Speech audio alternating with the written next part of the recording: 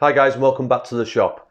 This is Karlpopewoodcraft and I'm Karl. Today we're going to be looking at the Dewalt DW745 construction site table saw. We're going to start off with a few specifications about the model itself. This is the GB model, and to that end it's fitted with a 230 volt plug, and that's on the end of a 2.3 meter length of cord. The cord itself is good solid construction as you would expect from a site saw. This is the Type 4 model and it's fitted with a 250mm blade with a 30mm board. The cutting capacity is 77mm. The saw itself is powered by a 1850 watt motor. It has a riving knife fitted, which is a 2.3mm. So that's a brief look at the specifications. Now we're going to take a look at the saw a bit more in depth, so I'll bring you in for a look and we'll start off at the front and we'll go through the features of the saw as we work around it, over to the top and underneath, and looking at as many of the components and the features as possible. And I'll give a score out of 10 for what I think each component or feature delivers in its capacity to what it should be able to do. So the first thing we're going to look at then, guys, is we're going to look at the front of the table saw, and you can see here you've got markings from 0 to 45 degrees, and it's a rack and pinion system, so we can unlock at the front here and we can adjust for the angle of cut, and we can also elevate and depress the blade from this position as well. Also, we can change the cut width on this nailed knob here at the front. So we'll have a look at a little bit more at each one in depth. So my experience in the past 4 months, I've had this saw with the gauge at the front from 0 to 45 degrees, at 0 being a 90 degree cut. Now every time I've checked this with a square or with a 45 degree angle, it's been absolutely spot on. I've used my digital angle finder, and when I've checked it with that, it's been spot on. Really happy with how this system here works, and I'd definitely score that 10 out of 10. I've had no problems with that whatsoever. It locks in securely into position and doesn't move at all. With the elevation and depression of this saw blade with this wheel and the rack and pinion system, it can be a bit fiddly at times and a bit jolty when lowering, and then when elevating it can be a little bit stiff. I've had no real concerns with it, but like I say, it could be a little bit smoother. So overall I would score that an 8. So it's pretty good, but you know, it could be better. And we also on top here have a scale in millimeters for adjusting the width of cut. And you can see there's a red line here which indicates exactly where you are. And now when I've been using this and adjusting it and then checking again with a tape measure, I've had no concerns or problems with the accuracy of this at all. If you do have any concerns with the accuracy, or it's out by a millimeter or two, oh well, you can see here you've got a good portion of adjustment, approximately about 2 centimeters worth. So you've definitely got adjustment in there to bring it back online anyway, but mine straight out the box was perfect. So the system for adjusting the fence for the width of cut, again I'd score that a 9 out of 10. I can't really fault it. So maybe if I was a bit more generous, I'd give it a 10 out of 10, but yeah, no faults there whatsoever. Also, to add extra cutting capacity when this is fully extended, you can flip this portion of the fence over, locks into place, and this gives you an extended platform to hold the workpiece. And then for an extended width of cut, you can unlock on the fasteners at the front and back and move the fence over to the next pinion and lock it down in place, giving you even more of an extended cut. The maximum width of the cut itself is 610 millimeters when extended to its full length and the fence moved over. Carrying on with the fence itself, straight out of the box, this was bang on square. I've had no problems with alignment or this being out of square. It's been super accurate. It's sturdy, locks into position, no problems whatsoever. I really am happy with how the fence itself is set up and how it works straight out of the box. So again, I'd score that a 9 out of 10. So what else do we have on the front of the saw? So we've got the on and off switch down here at the front, and we also have a reset switch here. So if the table saw was to overheat, it would cut out and then you'd have to wait for it to cool down, reset the switch to bring it back online. The on and off switch, so there's not much to say about that apart from obviously it turns the machine on and off, and my score for that would be reasonably low. And my reason behind that is there's no, what do they call it? Is it not a dead man switch or a flappy paddle thing or whatever it is? So I'll put a picture up here, but there's, when you've made your cut, you're reaching down, looking, bending down, looking for the off switch, when really all you want to do is either knock it with your knee or whack it with your hand and it knocks the power off. So it's pretty inconvenient having to bend down and look for that off switch when you've got that blade spinning, you know, at thousands of miles an hour. So I'd probably score that. I mean, durability, I've had no problems with it, but you know, it's not really convenient, and I think for safety on a machine such as this, I think it should have a more of an, you know, a sophisticated way of turning the machine off. So I'd score that a 5. So that's the front of the machine. So we'll flip it over now and take a look underneath.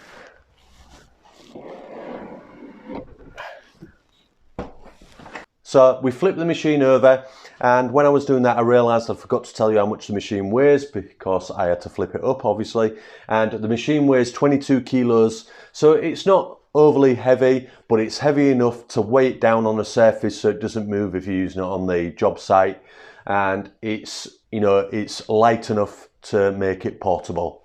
It's constructed of this steel tubular frame which protects it when you're carrying it around in your work van and on site, and the welds all look immaculate, really solid, and you know, I've used it limited taking it out on site. Normally it's fixed to my workbench, to the outfeed table, but it looks pretty good. It's got these feet, padded feet, to reduce the vibration on the front and back, and also you can adjust these to level the saw off. Underneath the machine itself, you can see the working parts, and nothing, including the rack and pinion, which I'll bring you in a moment to have a look, nothing has any grease on it. So when I clean this machine, I hoover it and I spray a little bit of WD-40 on, because I'm unsure whether to put grease on there because of the accumulation of sawdust, what you would get on there. You can see the motor is situated here, and there's most of the components are either pressed steel or pressed aluminium. The outer casing itself is obviously plastic. So inside you can see the rack and pinion system. There's no grease on these straight out of the factory, so I just hoover, brush the dust off, spray a little bit of WD-40 on and wipe off. This area here where the black fabric is housing where the blade compartment is, to reduce dust coming through underneath the saw and to aid in dust collection. So I think that's everything we need to look at underneath the saw, and we'll flip it back over. So on this side you can see we've just got the cord, and we've got a portion cut out so we can carry the saw, and there's one of them on both sides, and you've got a grippy portion here. So that's all we've got on that side. On looking at the back of the saw, we have the cutout which enables us to tilt the saw up to 45 degrees, and we have the dust extraction ports, and we have an adapter what comes with the saw itself, so we can reduce it down to a vacuum size.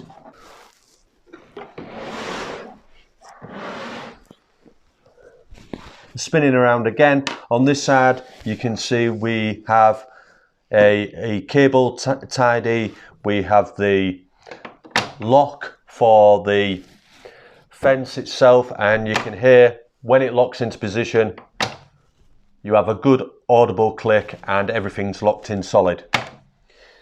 Another hand position for carrying, and then we have a little tidy away for both the spanners for removing the blade itself. So now we're going to look at the table itself, and we'll start off in the region of the throat plate. And the throat plate is kept secure on the table itself via this screw here, which you can rotate clockwise, and the throat plate comes out like so. Inside the saw you can see the canvas bag, what we looked at underneath, and how that prevents the majority of the dust falling through the table saw onto either your workbench or in your client's property where you're doing your work. And then the dust extraction is situated behind the riving knife, deep in the cavity of the saw. To secure the throat plate back into position, you just locate the two lugs at the rear into position,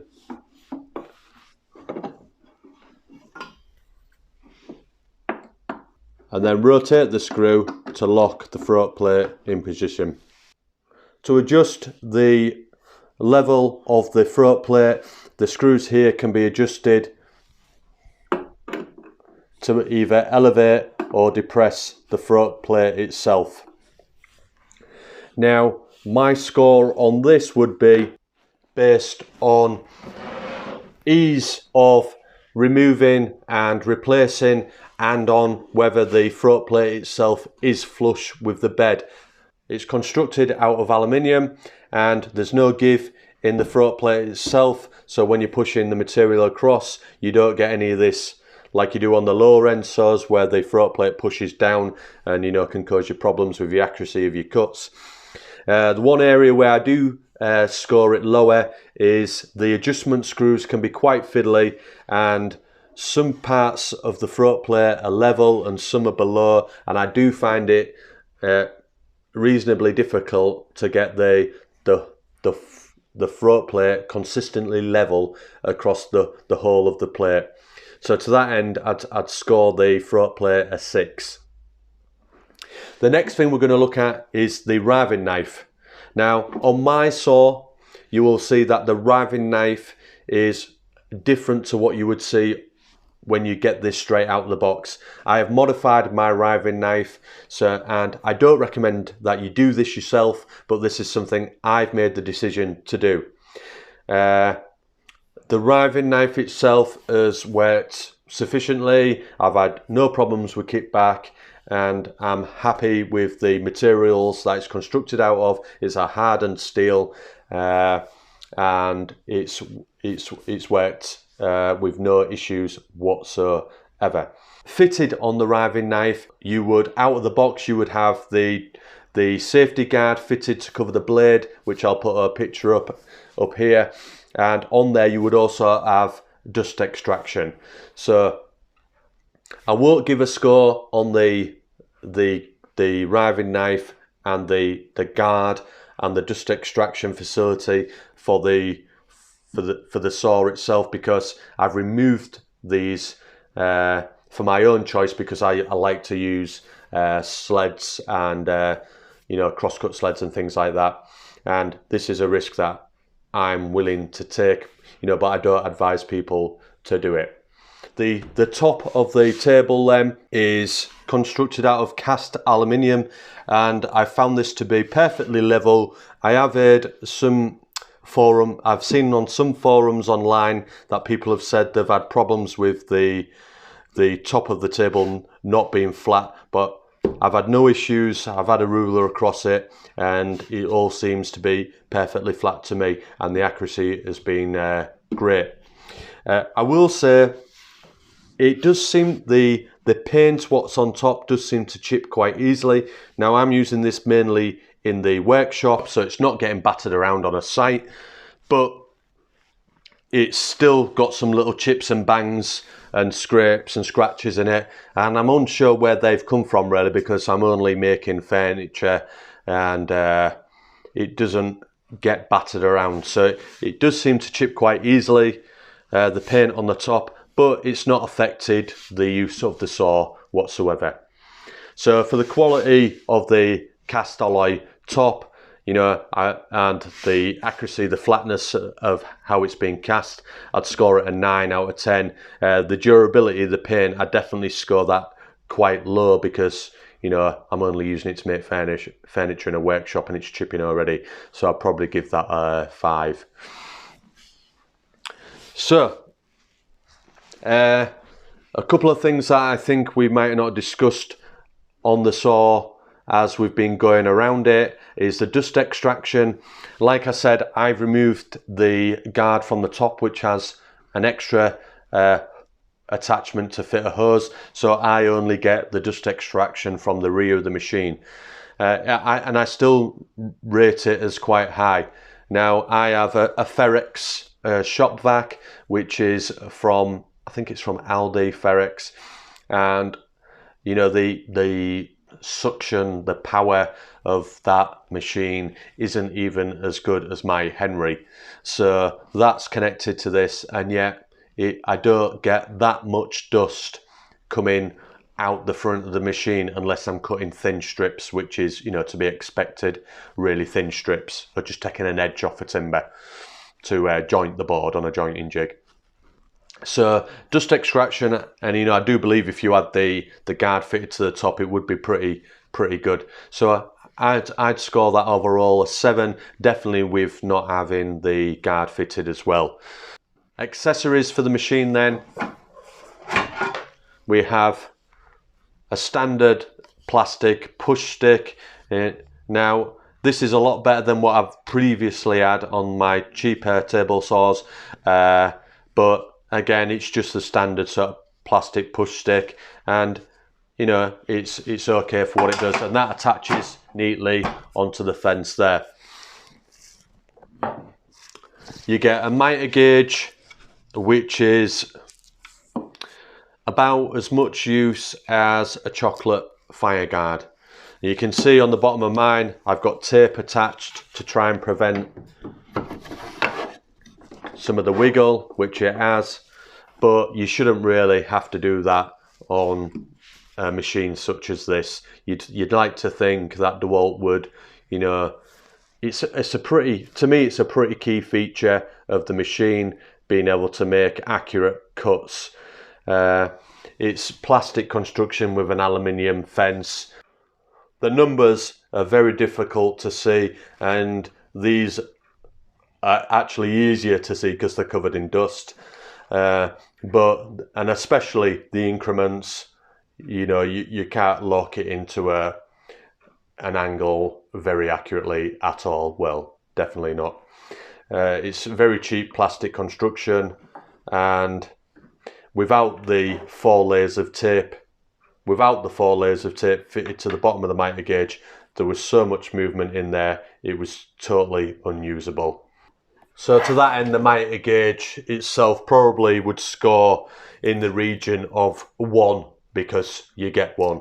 Apart from that, you know, I think it's, you know, it's scrap really. This is something that Dewalt definitely need to look into upgrading. I personally will upgrade my miter gauge, you know, to one that works effectively and efficiently, and this one will be going in the bin. So to summarise, I think I've done this video without thinking of what score I was going to give each component that we talked about, and I thought that would be the fairest way to do it, so I could do it how I, you know, felt about each part of the saw as I've used it. And so without watching this back, I'm unsure how the video will come across, but what I will say is I do like this saw. It's definitely worth purchasing.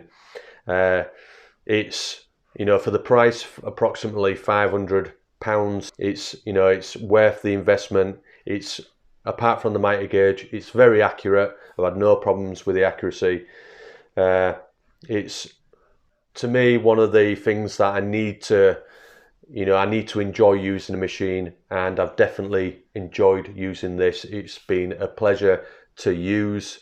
I just wish that the mitre gauge would have been better. It would have, you know, give me that warm, glowy feeling.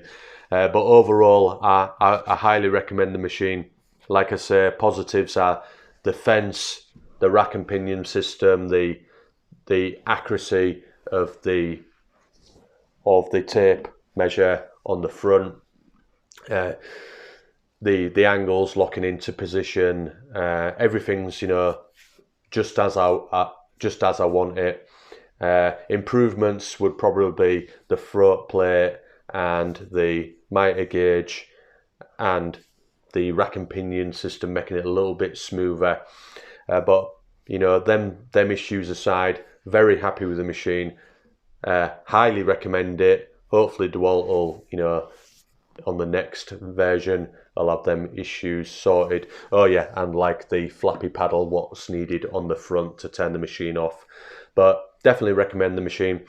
So like I say, guys, I highly recommend the saw. It's a cracking bit of kit, and I will put a link in the description below to my Amazon affiliate page. If you do purchase the saw or any of the accessories, Amazon will give me a few pennies for sending some business their way. It won't cost you anything extra. It'll just help me and the channel grow.